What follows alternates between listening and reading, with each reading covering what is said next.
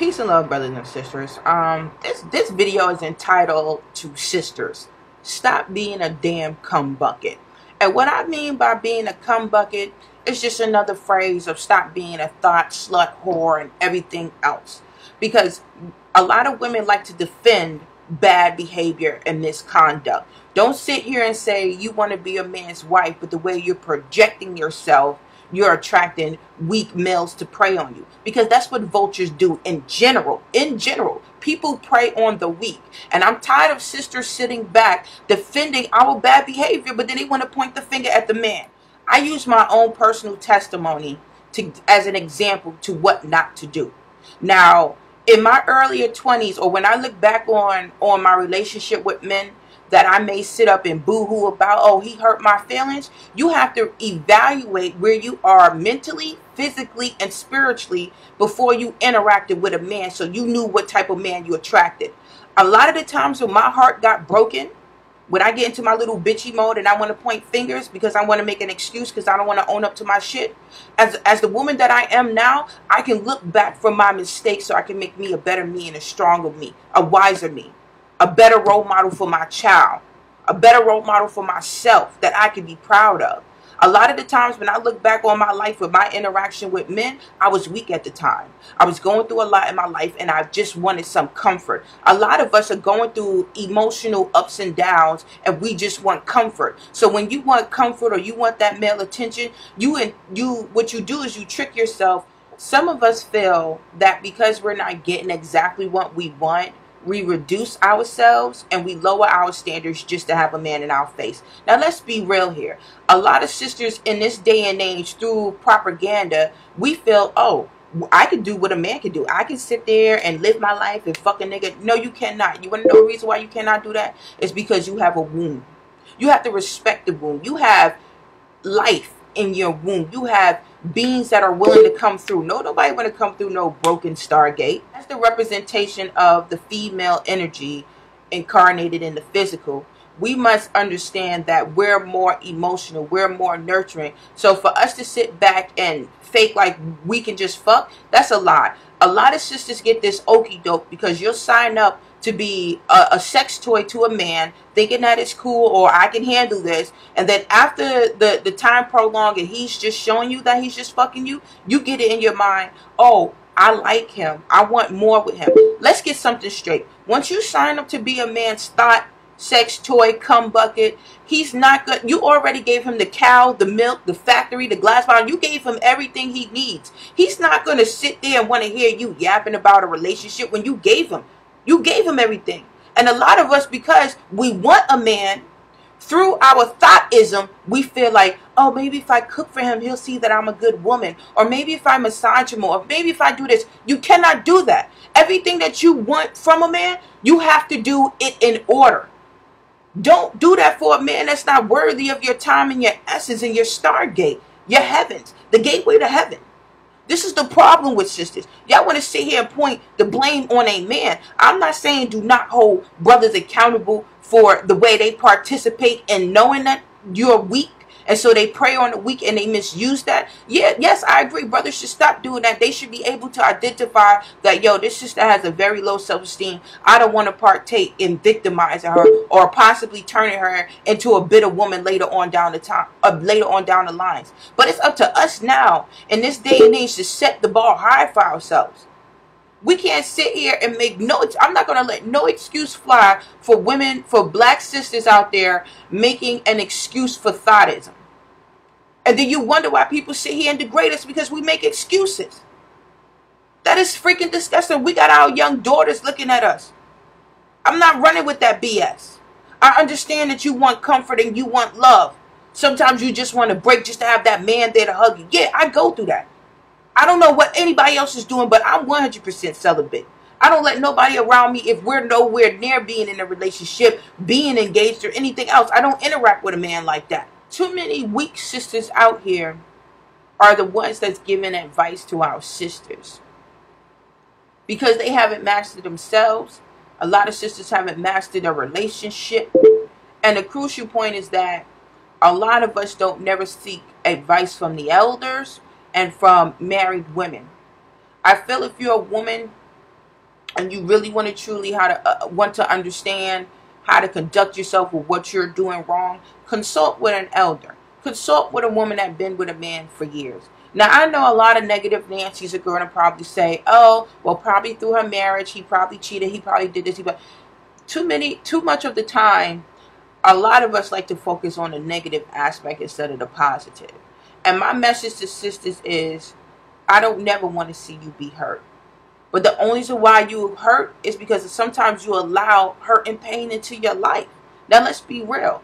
I can sit back and be on the bandwagon of, oh, this nigga ain't shit. He did this to me, but guess what? I did it to myself. How did I do it to myself? Because in my moment of time of being weak and most vulnerable, I allowed somebody to prey on me. I may not have known that I was weak, but I knew that something emotionally was going on within me, that I was sometimes looking for an scapegoat. A lot of us that are in these stock positions are trying to use these men or a man as a form of distraction from yourself and from the ills that you're trying to run away from.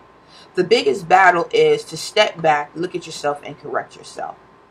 Because you'll be amazed in what type of energy and individuals beyond a man, what individuals you will have gravitate towards you when you correct yourself, when you become stronger.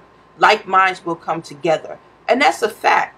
To sit here and allow a bunch of banshees from out of hell to come and have this powwow on trying to protect these sisters, they don't need to be protected. We need to throw their ass out there in the wilderness so they can grow and so they can learn. Protecting bad behavior, that's not good. That's not healthy at all for us sisters to sit back and keep saying, oh, sister, it's all his fault. He misled you. He lied to you.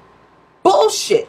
Bullshit. We're grown ass women here. We're not some pre-teens just now hitting puberty. We just now getting to know men and relationship. A lot of y'all been in and out of a lot of relationships, but you never sat back to take accountability for your own actions and your own hurt and pain you brought into your life. What you did is you became used to, I'm the victim and he did it. BS. BS. BS. I cannot sit back all my life. Yes, have I been hurt? Yes, I have. I mean, as a woman, I believe we all go through trials and tribulations and, in relationships with brothers, with men in general. But I can look back on my life and be like, you know what? This is what I did wrong. This is what I have to correct. This is what I have to do. I have to have this type of standards. I have to project myself this way. I have to do that because I'm not here to be somebody's fuck buddy. I'm here to be a man's wife. And a lot of us are trying to intermingle sex object with wife. They don't intermingle. It's either one or the other because that's how a man's interpreting it. So let's not sit here and want to always blame brothers. Or get mad when you feel, because I'm telling you to own up to your shit. A lot of sisters want to misconstrue that as in, you're defending men and their bad behavior. No, I'm not. I'm telling you to straighten up and get your shit right. You're too old for this. You're too old for this. I can understand young sisters, being confused and, just getting into the groove of relationship and, the interaction, how they're supposed to, project themselves. They're just getting into, starting how, their trials and tribulations when it comes to relationship. But us who's 25 and up, you don't peep game? You're telling me you don't peep game? There's something that's seriously wrong with you that you don't peep game when a man is running game on you. Let me give you a rundown on a man that's trying to get you to indulge in thoughtism. When a man confronts you, right, he trying to holler at you. If he says to you, oh, what's good? Do you drink or smoke? Cut him off. Cut him off. You want to know why? Because he's not even seeing where you at intellectually, spiritually, or who you are as a person. He wants to know if you indulge in certain behavior that he can ease into your legs, that he can ease into you. And a lot of sisters are out here selling themselves over some liquor and some weed. I've seen it. And that's why they're so comfortable. We have to understand that our sisters, we drop the bar so low. Men are just comfortable with saying shit. They don't ease out. You drink, you smoke. Okay, what's good for tonight? They outright saying it. For them to be comfortable and saying such things to any random woman, that means too many women allowed him to get it that easy. So it's up to us to tell our sisters, acknowledge your flaws. Acknowledge what you're going through within. If you're going through some conflict within, heal yourself. Heal yourself. And if you truly desire and you want to be a wife, fix you so you can project that energy out into the cosmos, and that's what can happen to you. But if you keep instilling in your mind that all you are is a victim, you're a sex object, you're not nothing better than that, then that's going to be the cycle of men that's going to keep coming into your life. And for you to have indulged in many bad relationships, you should be able to equate what's a good brother and what's a bad brother. Now, there's sometimes you can just have a healthy breakup and people can just, you know, have different eyes or evolve into different beings, and they're like, you know what, this relationship is not working out for us. But a lot of us are in relationships that's based on sex.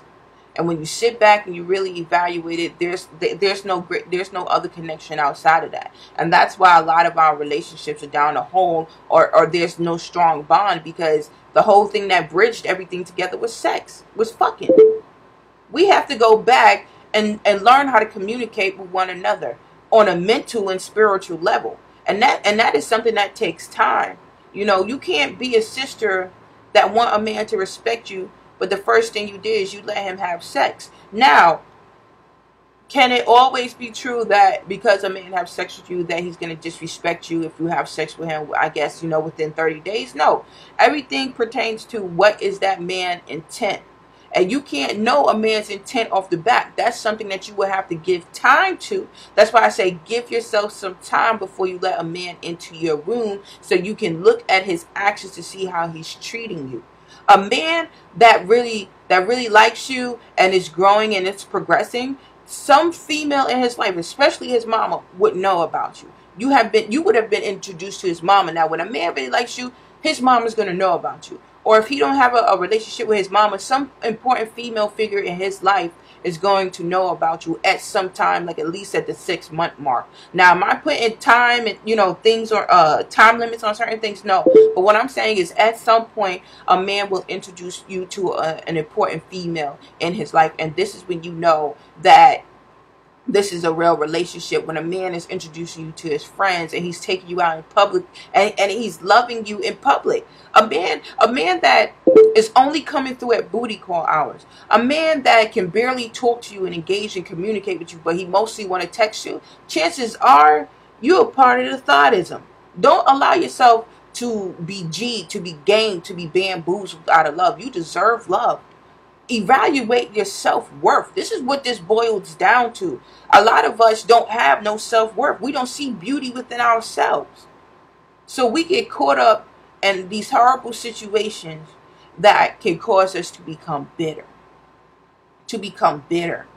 And then we sit back with other hurt and scorned women who participated in their own pain, inflicted their own pain, and then y'all come together and form this little bitter group that I don't want to be a part of.